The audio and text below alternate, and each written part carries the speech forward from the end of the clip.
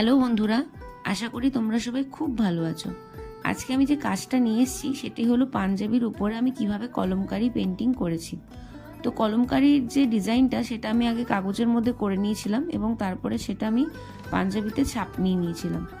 ছাপটা তুলে নেওয়ার পর আমি ফেব্রিকের সাহায্যে আগে পাতা এবং ফুলে যে ডিজাইন করেছি সেটার একটা আউটলাইন বর্ডার করে নিয়েছিলাম। কলমকারির পেন্টিংয়ে খুব বেশি রঙের প্রয়োজন পড়ে না। এখানে আমি ব্যাকগ্রাউন্ডটা লাল রং করেছিলাম এবং ফুল পাতা এবং এর ভেতরে যে ডিজাইনগুলো আছে, যে লতাগুলো আছে, সেগুলোতে আমি সাদা রং দিয়ে কভার করেছিলাম। এই পাঞ্জাবিটা আমি তৈরি করেছিলাম হচ্ছে আমার ভাইয়ের জন্য।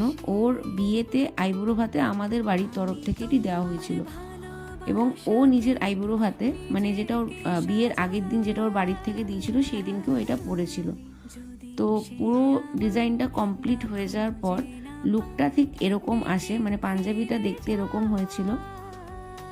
এটা ওর খুব ভালো লেগেছিল এবং আমি আমার তরফ থেকে সম্পূর্ণ চেষ্টা করেছি। আশা করি তোমাদের হয়তো ভালো লেগেছে। যদি ভালো লেগে থাকে জানিও। আজকে তবে আসি, বাই।